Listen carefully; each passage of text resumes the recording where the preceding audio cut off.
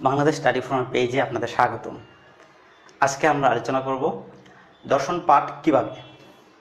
সংক্ষেপে 3টা শব্দ দিয়ে রাখলাম।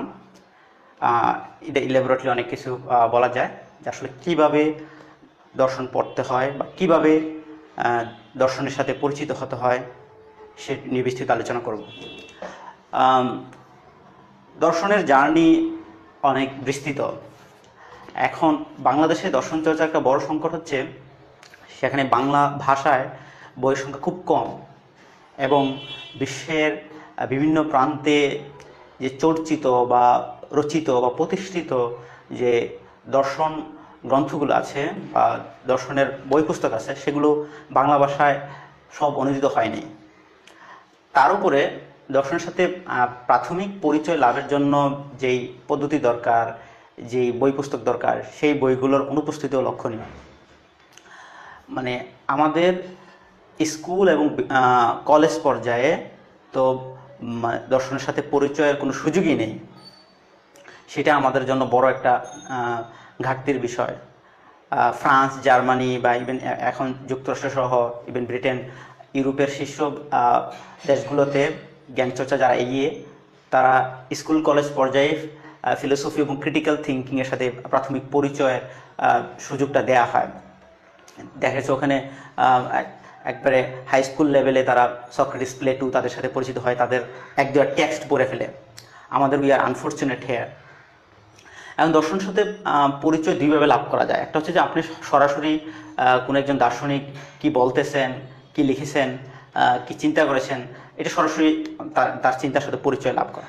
আরেকটা হচ্ছে অ্যাডভেঞ্চারের মতো। সাপোজ আপনি কোনো একটা সুন্দর প্রাকৃতিক সৌন্দর্য মণ্ডিত এলাকায় আপনি নিজে একা ঘুরে ঘুরে হারিয়ে গিয়ে আপনি বিভিন্ন গলিতে গিয়ে আপনি ওই এলাকাটা এক্সপ্লোর করতে পারেন।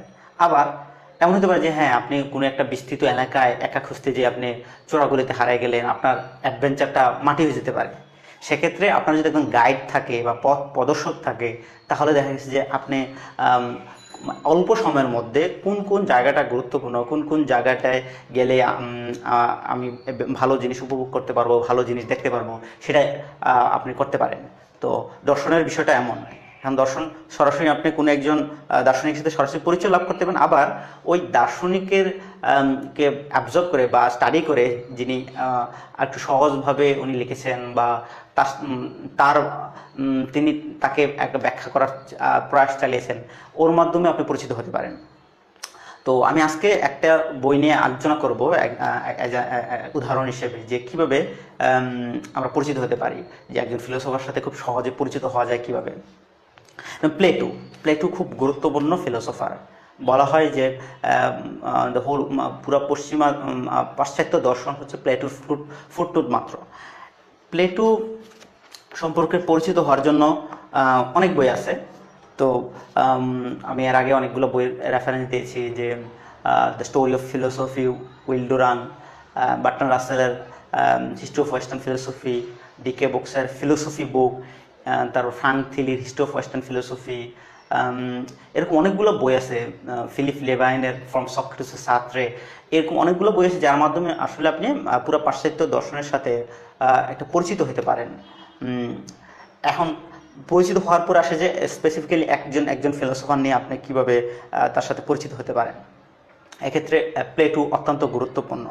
প্লেটো না বুঝলে আমরা পশ্চিমা দর্শন বা পুরো দর্শনের সঙ্গে আমাদের একটা বোঝাপড়া হবে না।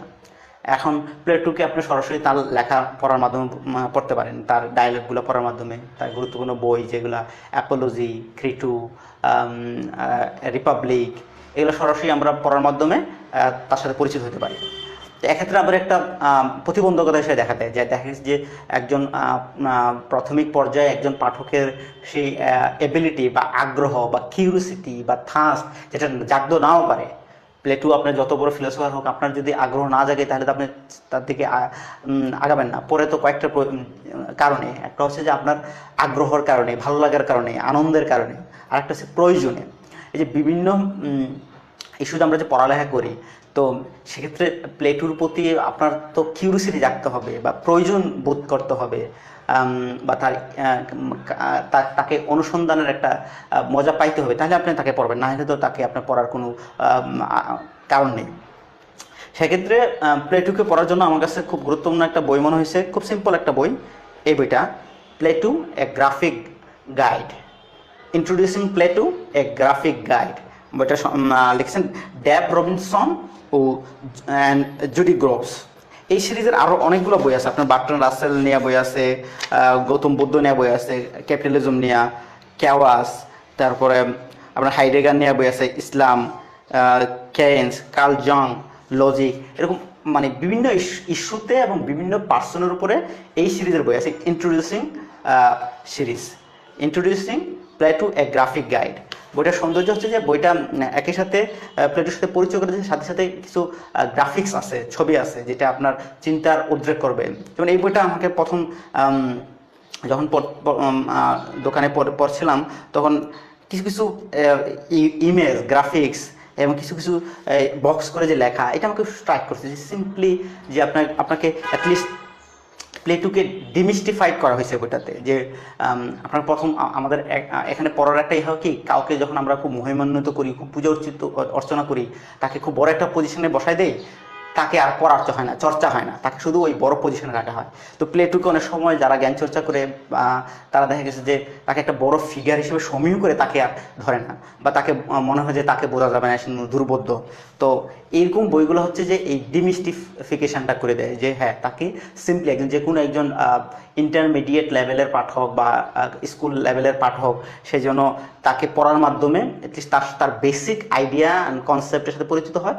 তারপর সে আস্তে আস্তে প্লেটুর মূল টেক্সটগুলো পড়বে, তাকে নিয়ে আরও ক্রিটিক্যাল স্টাডি করবে।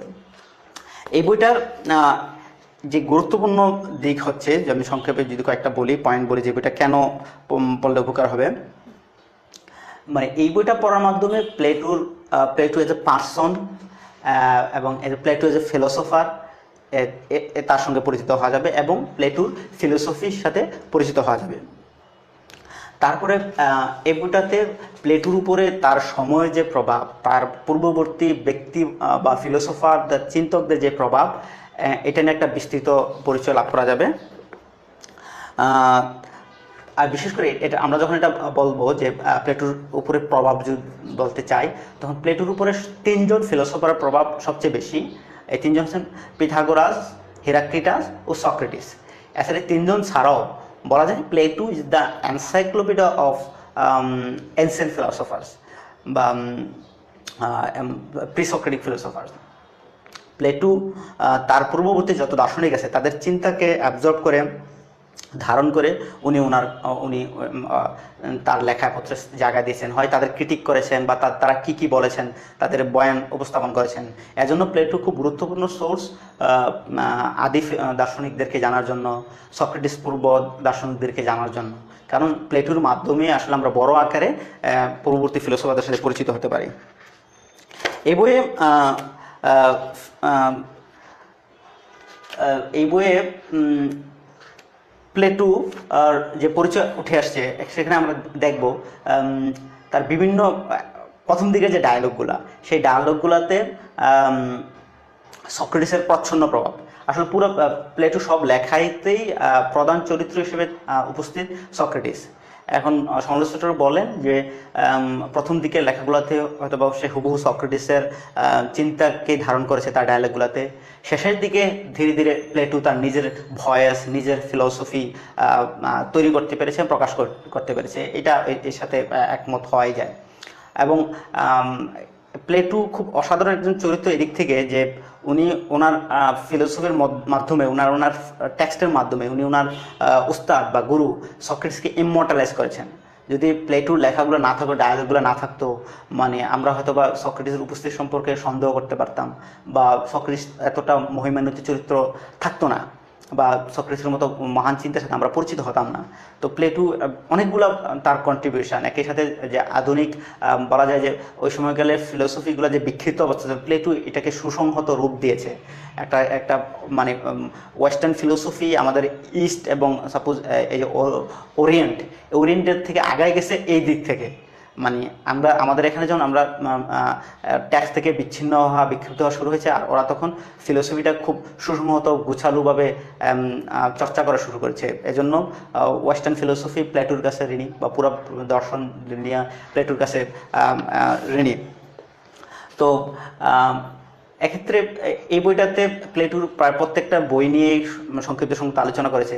প্লেটোর সবচেয়ে গুরুত্বপূর্ণ বই রিপাবলিক নিয়ে যাকে সংক্ষিপ্ত কিছু কথা বলা হয়েছে, সেটা আমাদেরকে খুব টানবে বলতে মানে আমাদেরকে বুঝতে অসুবিধা হবে। প্লেটোর রিপাবলিকটা হচ্ছে তার সবচেয়ে বড় একটা বই, এবং এটাই সবচেয়ে গুরুত্বপূর্ণ, এখনও প্রাসঙ্গিক।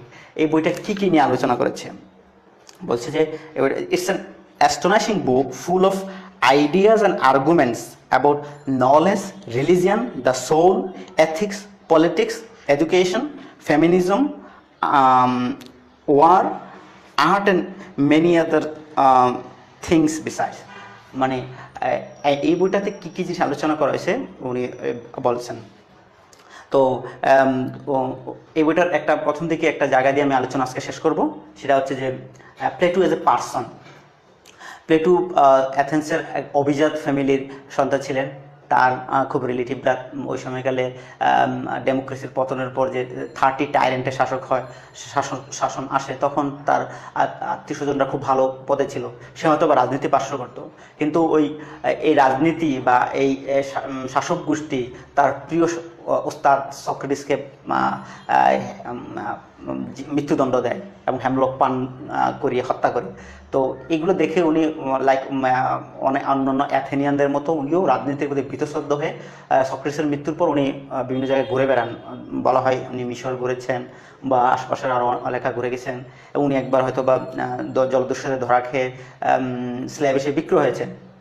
তারপর বিভিন্ন দ্বীপরাষ্ট্রে উনি ভিজিট করেছেন। ডায়োনিসাস নামে একজন শাসককে ইয়াং বয়সে পড়িয়েছেন, তাকে ফিলোসফার কিং বানানোর চেষ্টা করছেন। দেখছে শেষ পর্যন্ত আসলে উনি ওনার যে আইডিয়াল একজন রাজার সন্ধান উনি পান নাই। তো এজন্য উনি আসলে দেখলেন যে আসলে এই যে সংকটগুলা, এই সংকটের একটা বড় একটা কারণ হচ্ছে যে ফিলোসফার কিংয়ের অভাব। এজন্য উনি বলতেছেন যে রাজাকে ফিলোসফার হতে হবে, মানে জ্ঞানী হতে হবে, প্রজ্ঞাবান হতে হবে। তো উনি যদিও পান নাই সেরকম ফিলোসফার কিং, তো কিন্তু ওনার এই পাঁচশোটা খুব গুরুত্বপূর্ণ। আর উনি যদিও একজন অভিজাত ফ্যামিলিতে জন্মগ্রহণ করেছেন, কিন্তু ওনার মৃত্যুর ঘটনাটা সুন্দরভাবে এই বইটাতে পিকচারাইজেশন করেছে।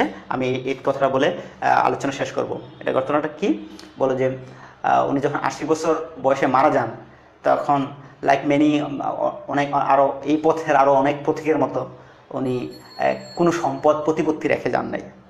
তো মানে তখন একটা ইমেজ আছে যে এখানে প্লেটো শুয়ে আছেন, তার লাশটা রাখা আছে, পাশে হয়তো বা এরিস্টটলের একটা ইমেজ আছে যা বসে আছে। তো মানে একজন শূন্য পৃথিবী থেকে চলে যাচ্ছেন, তার কোনো সম্পদ প্রতিপত্তি নাই।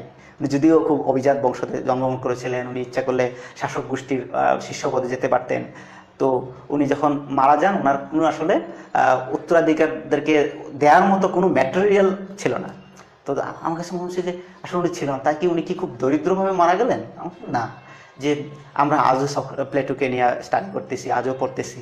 আসলে উনি যে জ্ঞানের মশাল ধরেছেন বা জ্ঞানকে গুরুত্ব দিয়েছেন, উনি হাজার হাজার বছর ধরে, শত শত বছর ধরে অসংখ্য জ্ঞানপিপাসুদেরকে উনি তার জ্ঞানের উত্তরসূরি বানাচ্ছেন। তা উনি কি ম্যাটেরিয়াল স্টাফ রেখে গেলেন, ইট ডাজেন্ট ম্যাটার।